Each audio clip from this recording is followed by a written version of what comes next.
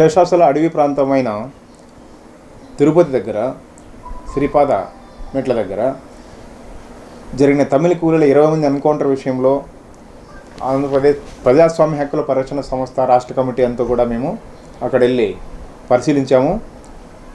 అక్కడ ఆ ఎన్కౌంటర్ జరిగిన ప్రాంతాన్ని మనం పరిశీలించినట్లయితే కేవలం ఒక ప్రాంతంలో 11 మంది, మరొక ప్రాంతంలో 9 మంది ఎన్కౌంటర్కి గురయ్యారని చెప్పేసి వాళ్ళు చెప్తున్నారు. ఆ 2 ప్రాంతాలను పరిశీలించాము.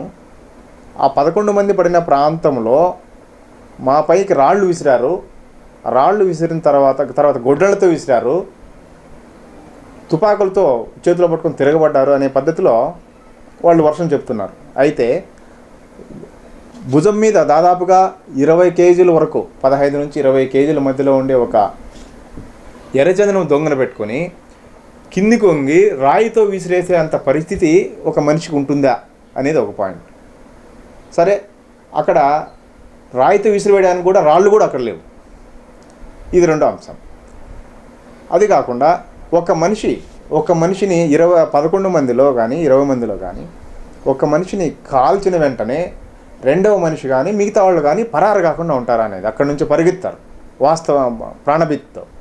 ప్రాణభీతితో పరిగెత్తినప్పుడు ఒకటో శవము మొదటిసారి ఎన్కౌంటర్ జరిగినట్టు చెప్తున్న ఆ ప్రాంతంలో మొదటిగా చనిపోయిన వ్యక్తి పడిపోతానే రెండవ వ్యక్తి సుమారుగా ఫర్లాంగ్ దూరం కానీ అర్ధ ఫర్లాంగ్ దూరం కానీ కిలోమీటర్ దూరం కానీ ప్రాణభయంతో పరిగెత్తుకుంటూ పోయే అవకాశం ఉంది.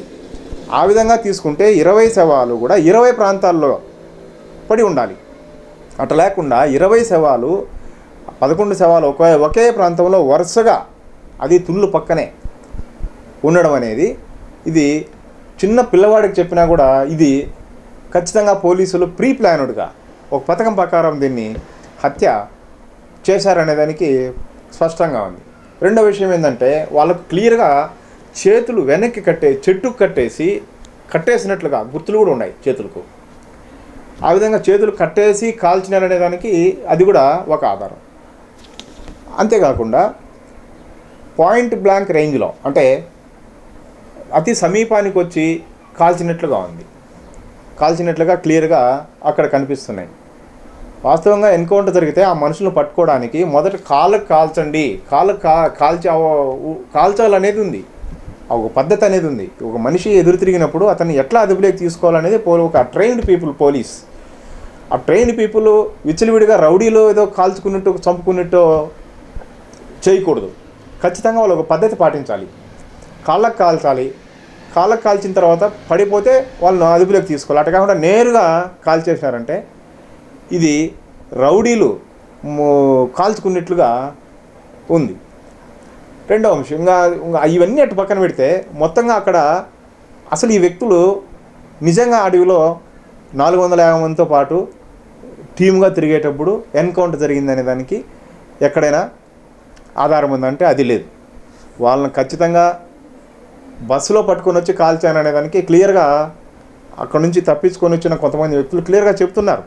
బస్సులో పట్టుకొని తర్వాత పోలీసులు వెళ్ళిపోతే అక్కడ మిగిలిపోయిన ఒక వ్యక్తి వాళ్ళ పైన కేసులు పెడతారేమో అని జామీన్ల కోసం వెతుక్కుంటూ అటు ఉంటే మరుసటి పొద్దున్న చూస్తే ఇక్కడికి శవాలు కనిపించాయి. నిమ్మిరిపోయాడు అతను. ఆ విషయం క్లియర్గా చెబుతున్నారు. తర్వాత అదే కాకుండా ఎర్రచందనం దొంగలు అడవిలో మోసుకొని వస్తుంటే ఎన్కౌంటర్ చేశామని చెప్తున్నారు. మరి మోసుకొని వచ్చే దొంగలకు పెయింట్ ఎలా వచ్చింది? పాత దొంగలు వాటికి ఎప్పుడో ఫారెస్ట్ అధికారులు సీజ్ చేసిన ఈ ఎర్రచందనం దొంగలకు పెయింట్తో రాసిన గుర్తులు కూడా ఉన్నాయి. అంటే ఎక్కడో డిపోలో నుంచి తీసుకొని వచ్చి వాటి పక్కన పడేశారు. ముందు కాల్ చేసిన తర్వాత నమ్మించడానికి ఈ కట్టుకథను పోలీసులు అల్లడం జరిగిందనేది క్లియర్గా ఉంది. అంతేకాకుండా ఇంకొక విషయాన్ని గమనిస్తే 450 మంది అడవిలోకి వచ్చినారని, 470 మంది స్మగ్లర్లు అడవిలోకి వచ్చారని వాళ్ళే చెప్తున్నారు. మరి అంతమంది కోసము కేవలం 20 మంది పోలీసులు వెళ్ళి కూంబింగ్ చేయడం అనేది ఎట్లా సాధ్యం? వాళ్ళు వెళ్తారా అంత తక్కువ మంది? అంటే 470 మంది వాళ్ళు ఉంటే కనీసం వీళ్ళు 1000 మంది పోలీసులు పోవాల్సి వస్తుంది అక్కడికి. ఆ రకమైన విధంగా కూడా పోలీసులు పోయినట్టుగా వాళ్ళే చెప్తున్నారు మేము 20 మందే పోయామని. కాబట్టి ప్రీ ప్లాన్గా పట్టుకొని వచ్చి చేతులు కట్టేసి చెట్లకు కట్టేసి దారుణంగా కాల్చిన సందర్భం క్లియర్గా మనకు అర్థమైపోతుంది. కాబట్టి ఇవన్నీ కూడా నిజంగా పోలీసులు అనుకుంటే ఒక వ్యక్తి చేసేవాళ్ళు ఇవన్నీ కూడా నమ్మించేట్టుగా చేసేవాళ్ళు. అప్పుడే వరుసగా పండుబెట్టేసి అక్కడే వాళ్ళకి ఏమి లేకున్నా కూడా అంటే మాకేమవుతుందిలే ప్రభుత్వం మేము చెప్పినట్టుంది కదా, కనీసం ఆ ప్రయత్నం కూడా చేయలే వాళ్ళు. నమ్మేటట్లుగా కూడా అబద్ధాన్ని కూడా ఈ ఫాల్స్ బూటకు ఎన్కౌంటర్ను కూడా ప్రజలు నమ్మేటట్లుగా చేయలేకపోయారు. ఎంత ధీమా వాళ్ళకు, ఎంత ధైర్యం. ఏమైనా మాకెవరు అడ్డు చెప్పేవాళ్ళు. కోర్టు ఏం చేయగలుగుతుంది, ఈ ప్రజా సంఘాలు ఏం చేయగలుగుతాయి, ప్రజలు ఏం చేయగలుగుతారు, మేము ఏమైనా చేయగలుగుతాం, మేమే సూపర్ పవర్ అనే ఒక ధీమాతో ఈ ఎన్కౌంటర్కి పాల్పొందారని చెప్పేసి క్లియర్గా మనము అనుకోవచ్చు. కాబట్టి ఇంత నిర్లక్ష్యంగా ఇంత దారుణంగా పోలీసు వ్యవస్థ తయారై, ముఖ్యంగా చంద్రబాబు నాయుడు ఈ రకంగా పోలీసు వ్యవస్థకు విపరీతమైన అధికారాలు ఇచ్చి మీరు ఏమైనా చేయండి మేము ఉండామనే పద్ధతిలో చంద్రబాబు నాయుడు ఈ విధంగా వ్యవహరించడం అనేది ప్రతి ఒక్కరూ ఖండించకపోతే రేపొద్దున నీ వరకు నా వరకు ఎవరి వరకైనా కూడా ఇలాంటి దారుణ సంఘటనలు వచ్చాయని చెప్పేసి సందర్భంగా ఓపీడీఆర్ ప్రజాస్వామ్య హక్కుల పరిరక్షణ సంస్థ ప్రజలందరికీ కూడా దీనిపైన ప్రశ్నించే ఒక తత్వం అందరూ ముందుకు రావాలని, ప్రశ్నించాలని మేము విజ్ఞప్తి చేస్తున్నాం.